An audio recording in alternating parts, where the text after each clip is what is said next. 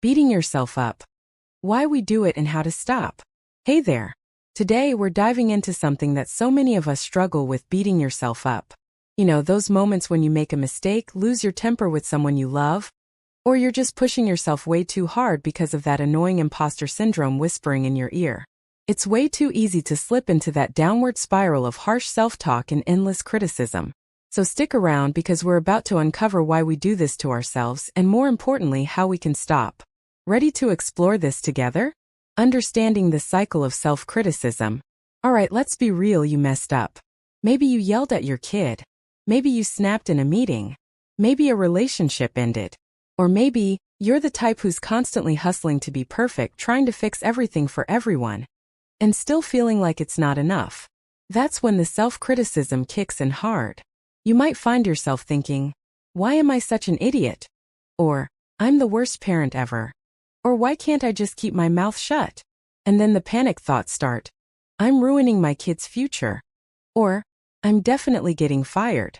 You only focus on the mistakes while all the good stuff fades into the background.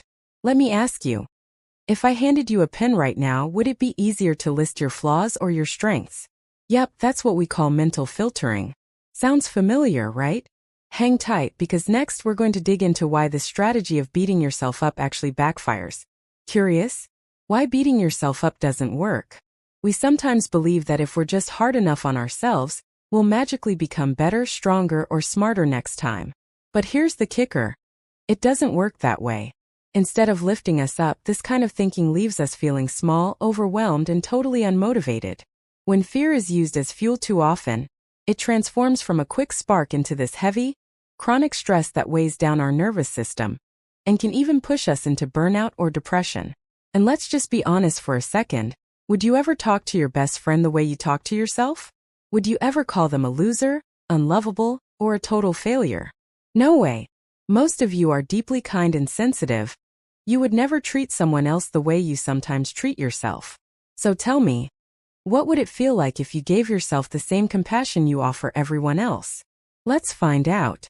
Introducing the self-exemption bias. Here's where things get even more interesting. It's something I call the self-exemption bias. Somehow we convince ourselves that while everyone else deserves kindness, grace, and second chances, we don't. We treat ourselves like the one person out of 8 billion who must be punished for every little slip-up. Think about it. You treasure it when a friend opens up about their struggles. You offer them patience and love. But when you open up, you spend hours beating yourself up for saying too much. It's so easy to fall into that trap, but spoiler alert, it doesn't help. So take a breath, because in a minute, I'm going to share a simple and powerful way to break this cycle. Ready to learn a trick that could change the way you talk to yourself? How to break the cycle, the friend advice technique. So here's a little technique I absolutely love, the friend advice technique. Pick a situation where you felt awful about yourself. Got it? Now, imagine a dear friend went through the exact same thing and came to you, beating herself up. What would you say to her? Write it down like a letter.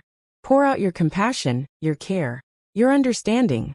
And just so we're clear, compassion isn't about pretending mistakes didn't happen. It's about reminding ourselves that being flawed doesn't mean being unworthy. It's about holding space for love, even when we stumble. When you're done writing that letter to your friend, swap out their name for yours. And then, read it out loud to yourself. Sounds a little strange? Trust me, this can be life-changing. Want to hear how it sounds in action? Let's walk through an example together. An example, a parent's bad day. Picture this. You're a parent, stuck at home all day with 3 little kids under 5. You're exhausted. Barely slept last night because the baby's been sick. You're trying to cook dinner, pasta boiling, raw chicken in your hands. And your toddler needs help going potty, while your 5-year-old begs for homework help. Somehow you get dinner on the table, only for your 8-year-old to refuse to eat it. And boom, you lose your cool and yell. Later, after the chaos settles and everyone's asleep, you lie in bed, haunted by the thought that you're a terrible mom. That's when the self-beating starts. Here's what a compassionate letter might sound like for you. Hey, you messed up. You yelled at your kid. I know that's not who you are deep down. You just had a moment where exhaustion took over. You're still deserving of love and kindness. Making mistakes is human. Everyone does it. And it doesn't erase all the love and care you pour into your kids every single day. Emma, you are trying your absolute best. Parenting is ridiculously hard. You are tired, overwhelmed, and you haven't even had a peaceful bathroom break in days. And yet you show up. You love fiercely. You're feeding your kids, clothing them, keeping them safe. Sure, today wasn't perfect, but you'll have so many more chances tomorrow to reconnect, to laugh, to love. You're doing a fine job, Emma. Stay strong. It won't always feel this heavy. You and your kids, you're going to be okay. I love you. You got this. Love, Emma. Can you imagine how healing it would be to hear those words in your own voice? Let's keep going, because it only gets better from here. Final thoughts, practice self-compassion. And there you have it. That's the friend advice technique. It's about giving yourself the same patience and care you so generously offer others. And yes, it feels awkward at first, but with practice it can shift your whole emotional world. Give it a try the next time you catch yourself spiraling. You deserve it. We all do. Thanks so much for hanging out with me today.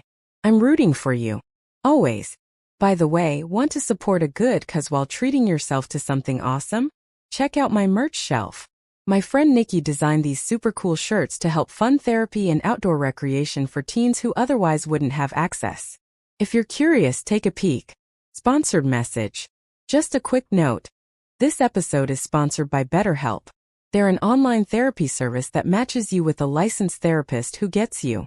Whether it's anxiety, depression, grief, trauma, whatever you're carrying, they're there to help. You can message your therapist anytime, from anywhere, and therapy starts at around $65 a week. Pretty amazing, right? And if you want 10% off your first month, there's a link in the description. Take care of yourself, okay? You're worth it. Music.